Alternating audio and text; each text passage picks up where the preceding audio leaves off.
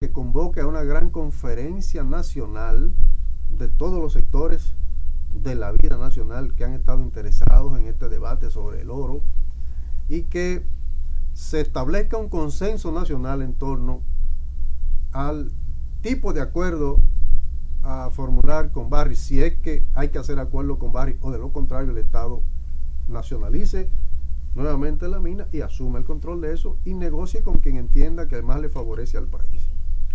Segundo, esa conferencia nacional, además de decidir el tipo de acuerdo o la manera como se explotaría esos recursos, debería decidir también cómo se gastarían esos recursos y en qué, porque una gran preocupación que debe la sociedad ir asumiendo es que dinero que va a parar a esa centrífuga que se llama el gobierno dominicano, cargado de botellas, de miles de botellas por todos lados, cargado de gastos onerosos, ¿no?, cargado de corruptos, porque no se ha movido ni uno, están ahí todos, sentados en los mismos lugares, ¿verdad? Se llevaron el país entre las uñas y están ahí todos.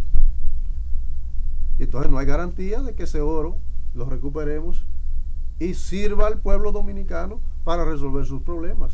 Lo más probable es que pase por la mano del gobierno para ir a parar a la mano particular de los gánsteres que han estado asociados para llevarse este país entre las uñas y que han repartido el territorio nacional por pedazos a más de 30 concesionarios mineros, y que han repartido nuestras playas, las han vendido a precios viles, a $2, a $5 el metro, ¿verdad? Se la han comprado ellos mismos a través de testaferros, porque eso es lo que ha estado pasando en la República Dominicana. Entonces nosotros tenemos necesariamente que plantear y exigir, además de luchar porque se recupere el oro, el beneficio para la República Dominicana, la mayor parte de los beneficios, debemos exigir también que el dinero que tenga como resultado ese oro sirva para resolver los problemas del país, y que se establezca con claridad un plan de inversiones en la que todo el pueblo participe en su definición y en la que todo el pueblo esté pendiente, supervisando realmente los gastos.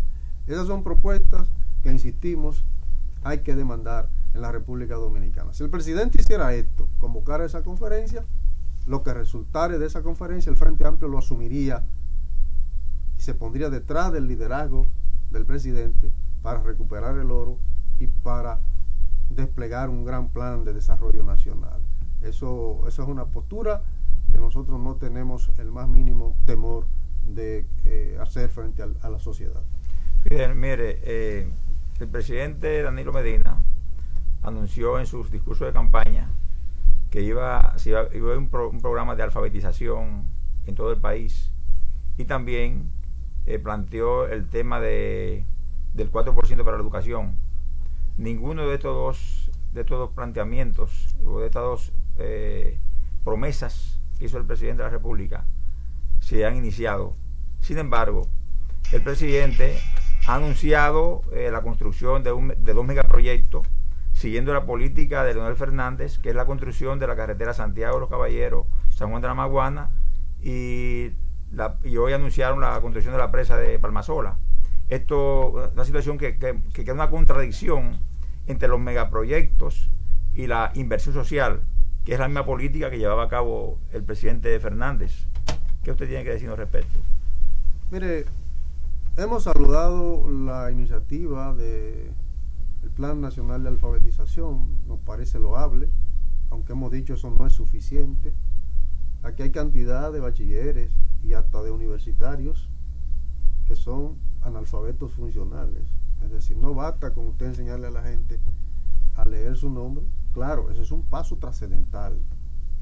Si eso no va acompañado de un plan para que la gente, además de aprender a poner su nombre, adquiera destrezas, adquiera habilidades, y al mismo tiempo no va acompañado de inversiones para generar empleos, generar oportunidades, de financiamiento para que la gente pueda poner a andar sus propias pequeñas empresas, pues eso sencillamente pasa sin pena ni gloria. Pero aún así nos parece que la alfabetización es un desafío que todos los dominicanos debemos respaldar. Ya en torno a estas grandes obras que el presidente ha anunciado que pretende desarrollar en el sur, una región que a todos nos parece realmente olvidada, maltratada, históricamente marginada. El sur necesita mucho apoyo, necesita mucha inversión, necesita muchas fuentes de empleos, pero eso no se va a resolver con megaobras. Esa carretera norte-sur es la versión del metro de Leonel Fernández, ahora como carretera norte-sur de Danilo Medina, porque en definitiva, ¿a qué se han dedicado estos gobiernos? Si 50 años atrás los mecanismos de tracción de renta que usaba el Estado eran la extracción directa, es decir, Trujillo cogía 100 hombres, 200, 500 y los metía a trabajar en las fincas de Cisal o en el CEA y extraía renta, ¿verdad?, directa, obligatoria. Luego en los gobiernos balagueristas el Estado nacionaliza todas esas empresas del Trujillo y entonces los políticos tenían renta robándose parte de esas riquezas que estaban convertidas en empresas nacionales. Después que esas empresas se privatizaron, ¿de qué manera los políticos obtienen su riqueza? Bueno, inventando obras sobrevaluadas por todos lados, ¿verdad? Y por eso Leonel Fernández es el maestro de las sobrevaluaciones, de las grandes obras. Te encuentras un parqueo en La Guaira que cuesta 1.200 millones de pesos, una vergüenza, una cosa inexplicable. O el metro, que la primera versión, 8 kilómetros, se habla de que costó casi 40.000 millones de pesos, ¿verdad? Y así usted va mirando obra por obra, la carretera del Coral en el este, que es una estafa vulgar, ¿verdad? Porque el mecanismo de obtención de renta y de riqueza es precisamente, como ya no hay empresas públicas para robarse hasta los sanitarios, que se los robaron de las empresas públicas que tenía el Estado, entonces ahora es la sobrevaluación. Y el nuevo plan de Danilo Medina, precisamente, incluye dar respuesta a las ambiciones de los que llegaron con él. O sea, ¿cómo van a devolverle, cómo van a pagarle a lo que invirtieron en su campaña y en su... Bueno, ahí están esas mega obras que dejan cuantiosos recursos porque son sobrevaluadas. Encima de que esa carretera, ya se ha dicho, tiene altísimos riesgos ecológicos para el ecosistema de varios parques nacionales, y hay otras vías abiertas que lo que requerirían es una poca inversión, como se ha dicho ya. La carretera Constanza, Los Rodríguez, el Vallecito y finalmente Padre Las Casas, eso no costaría gran cosa y no haría el daño ecológico que hace esta, pero esa carretera implica grandes ganancias para los políticos envueltos en aprobar sus presupuestos y los lobistas que buscan los financiamientos, ¿verdad? Porque ahí hay una mafia local e internacional gestionando préstamos onerosos para el país, y entonces gran parte de esas tajadas del financiamiento se quedan entre los mafiosos lobistas locales y los mafiosos lobistas internacionales, y luego las sobrevaluaciones las reparten entonces los que deciden a dónde se van esos millones de pesos de inversión. En definitiva, la carga la tendrá el pueblo 25, 30 años después, cuando esas deudas se vencen, ¿no?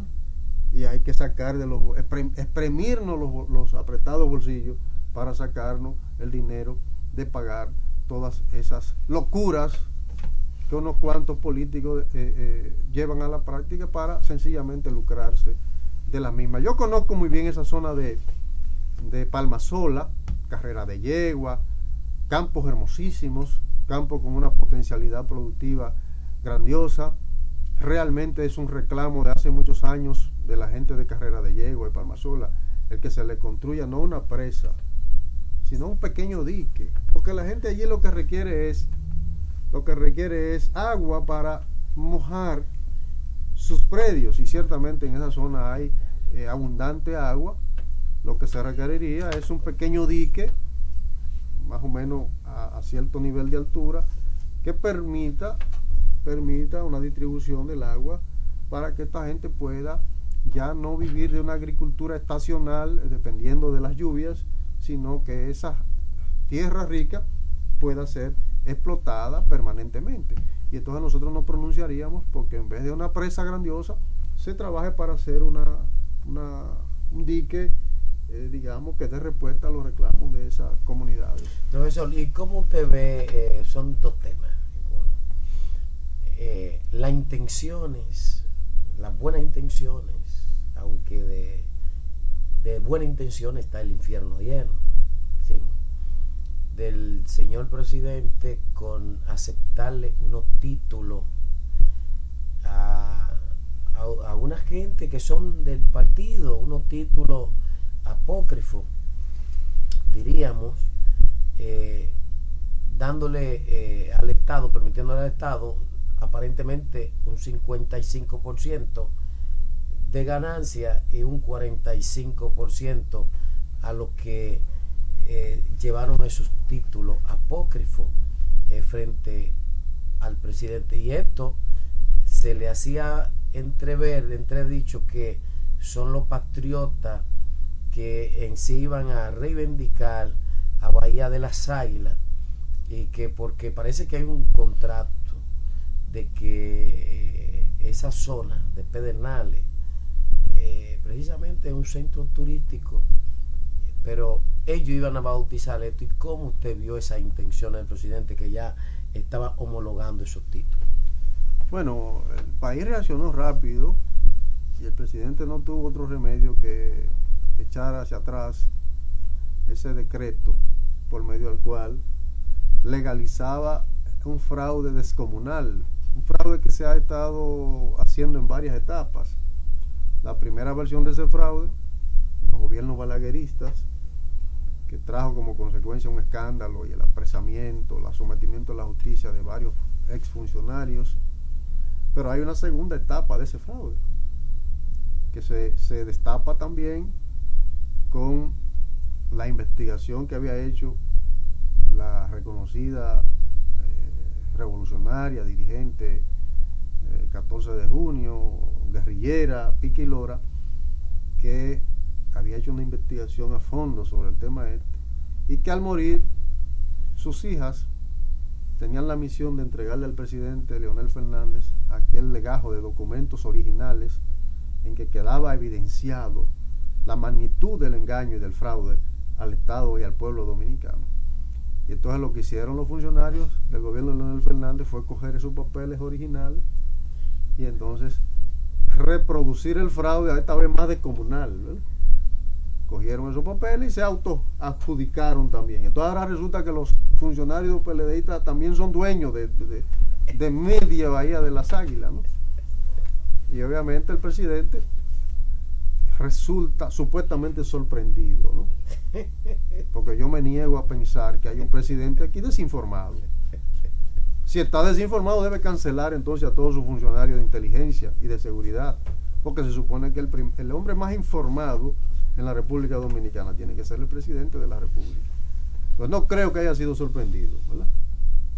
El pueblo tiene que saber que detrás de eso ha habido una gran mafia y una intención mafiosa de apoderarse de esos terrenos, propiedad del pueblo dominicano.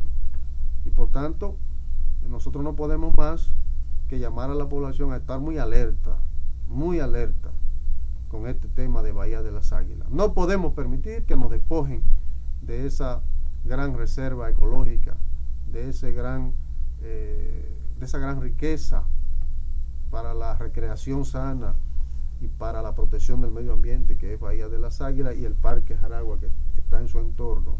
Y por tanto el Frente Amplio tiene el compromiso de acompañar al pueblo en la defensa de ese importantísimo recurso natural. Se ve claramente que el gobierno del presidente Medina es una continuación del gobierno del presidente Fernández en los megaproyectos, en la entrega de los recursos naturales a empresas extranjeras y cero inversión social. Nosotros podríamos aquí discutir ese tema podríamos discutirlo, pero yo creo que ya hemos tocado varios temas que evidencian lo que yo acabo de plantearle.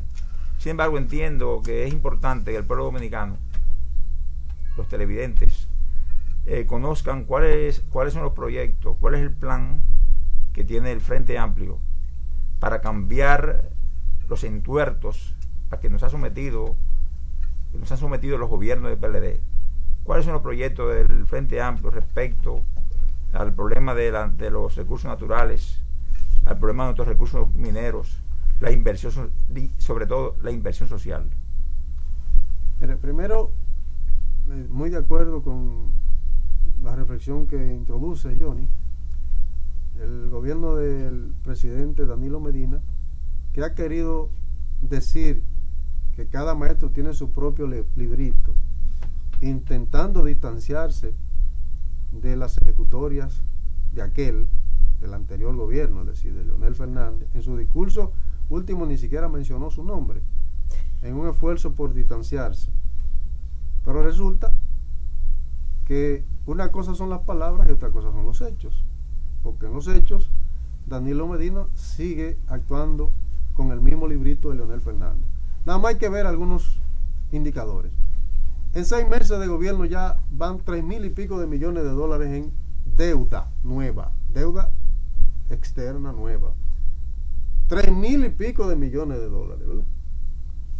Es un escándalo, eso no se había visto nunca. Balaguer acumuló esa deuda, ¿verdad?, en sus 20 años de gobierno, ¿verdad? Imagínense ustedes, yo no lo había visto nunca. Leonel la dejó en 25.000 millones y ya andamos rondando casi los 30.000 millones de dólares de endeudamiento. ¿Cuál diferencia del librito, verdad? Este hombre en 6 meses se ha dedicado a aumentar semana tras semana el precio de los combustibles, extrayéndonos impunemente de los bolsillos lo poco que el pueblo dominicano puede manejar, cuando en el mercado internacional no se ha registrado ningún aumento. Todo lo contrario, el combustible está bajando y aquí sube todas las semanas. Entonces, ¿de qué librito diferente me pueden hablar a mí, ¿verdad?, si lo que siguen es realmente cargando sobre los hombros del pueblo? Dice que no tira piedra para atrás, pero coge piedra para los más chiquitos, porque no ha entrado a pedradas a todos. Un gobierno abusador, ¿verdad? El que coge piedra para los más chiquitos es un abusador. Prefiere no tirarle piedra a los corruptos y entrarle a pedrada a todos los infelices de este país, la clase media, los productores, ¿verdad? Entonces, así no. El pueblo dominicano, no nos dejemos allantar. Toda la semana tiene una visita con fotos muy bonitas, ¿verdad?, para intentar decirnos que es diferente. No, eso no es verdad. La esencia del gobierno es la misma.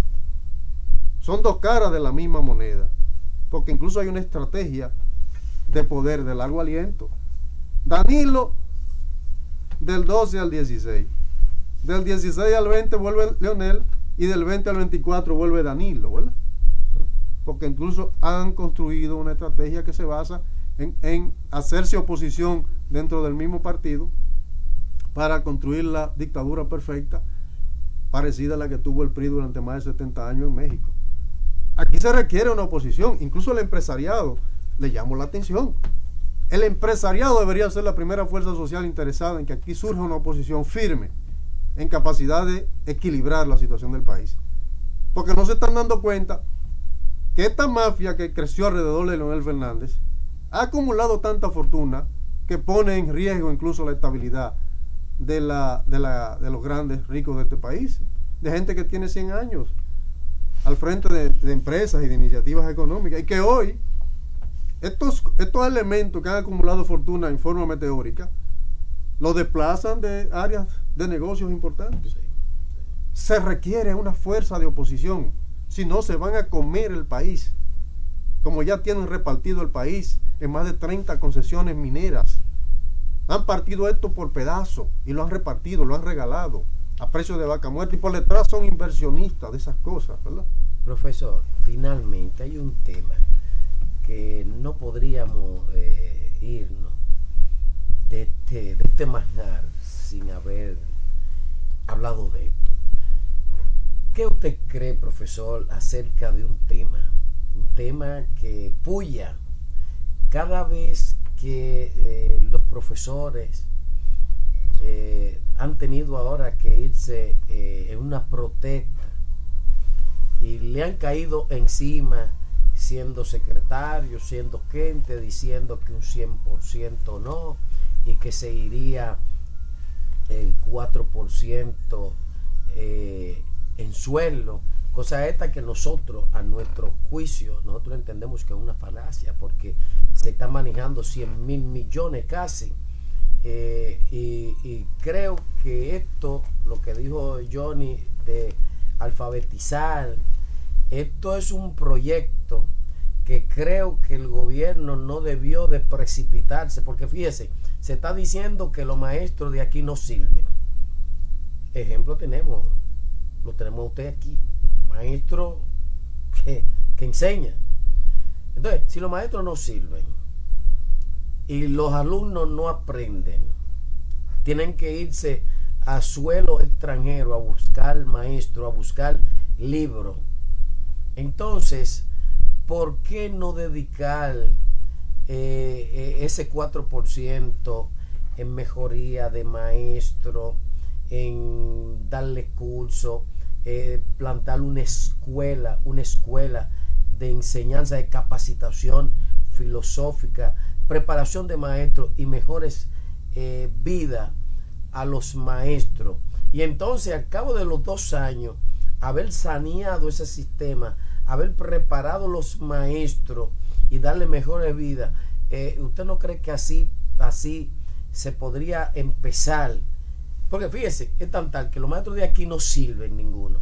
Y cuando se habló del plan de alfabetizar, muchísima gente se pararon de pie para entregarse a sí mismo al presidente voluntariamente alfabetizar. Entonces, ¿qué usted nos dice acerca de esto, profesor? Conectándolo con la segunda parte de la pregunta del compañero Johnny, en relación a lo que propone el Frente Amplio, ¿qué propondría? ¿Cuál es el plan de gobierno del Frente Amplio?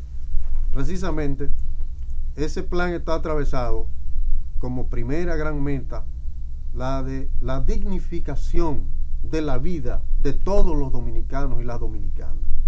Y eso pasa precisamente por garantizar salarios dignos a todo el que realiza algún servicio privado o público. Eso pasa por la creación de fuentes de empleo para que todo el mundo tenga la oportunidad de vivir de su propio esfuerzo, sentirse útil a la sociedad. Eso pasa por resolver una serie de elementos esenciales, como es el derecho a la salud. Usted va hoy a los hospitales nuestros, todos están convertidos, ¿no?, en centros de realmente casi basureros. La realidad de todos los hospitales hoy, no hay nada en los hospitales, no hay nada. Estalló el escándalo en el hospital Darío Contreras hace unos días, pero esa es la realidad de todos los hospitales del país, totalmente olvidados. Entonces, un segundo elemento que el Frente Amplio asume como una línea de acción fundamental es la de recuperar la institucionalidad en la República Dominicana. Esto es un desorden, aquí se hace lo que quieren los poderosos, no hay respeto por nada. Y entonces aquí se requiere una institucionalidad fuerte, pero democrática, porque el Frente Amplio entiende que aquí lo que hace falta es más democracia, más participación, protagonismo de la gente. Y por eso creemos entonces en una constituyente popular que recupere el control social para el pueblo y que incluso el pueblo adquiera la capacidad de derogar mandatos a los funcionarios corruptos, a los funcionarios incumplidores, a los demagogos, ¿verdad? El Frente Amplio también se propone recuperar la producción nacional. Ningún país puede desarrollarse en base al endeudamiento, como es lo que está ocurriendo en la República Dominicana. Si no somos productores, estamos condenados al fracaso, porque nos han convertido en consumidores, un pueblo de consumidores, que no producimos prácticamente nada, que lo importamos todo, porque precisamente hay una mafia importadora en la República Dominicana, asociada a todos los gobiernos, que lo ha financiado a todos, especializada en quebrar la producción nacional, porque sus grandes ganancias están precisamente en traer cosas de fuera, aun cuando podamos producirlas aquí. Y entonces el gobierno del Frente Amplio tendrá como tarea recuperar la producción nacional, devolverle al pueblo dominicano la condición de pueblo productor, asegurar incluso la alimentación del pueblo dominicano, la llamada seguridad alimentaria. Es un desafío que un gobierno del Frente Amplio tendría por delante. Bueno, sí. Profesor, ha faltado muchos temas, pero tendremos que irnos. Yo sé, nosotros estamos contentos desde aquí del Sanedrín con usted, con lo que es el Frente Amplio, y vamos a enviarle un saludo a Secundino y quisiéramos invitar a Secundino aquí. ¿Cómo no? Vamos a comunicarle eso. Secundino vendrá por aquí. María Teresa es asidua también en este importante programa. Y el ingeniero Ignacio Payá. Bueno, así es que en manos de usted queda de que estos hombres del Sanedrín vengan aquí a disertar esas verdades. ¿Cómo no? Bueno, finalmente, profesor, gracias por haber aceptado nuestra invitación. Usted tiene medio minuto para un mensaje al pueblo. Bueno, el pueblo dominicano debe saber que en medio de todas estas desgracias que estamos padeciendo, a 200 años del natalicio del padre fundador de la patria, cuya obra está inconclusa, porque precisamente le fue arrebatada por traidores al pensamiento, al ejemplo de vida del padre de la patria, y que hoy precisamente esas mafias que se iniciaron temprano en la República Dominicana han mantenido el control de la República, salvo escasos momentos de la historia. Y a 200 años del nacimiento de Duarte es el momento oportuno para que nos reencontremos con ese legado, los relancemos y los culminemos y hagamos de la República Dominicana aquella patria justa que Duarte soñó. Bueno, sigan con los valores. Gracias a ustedes.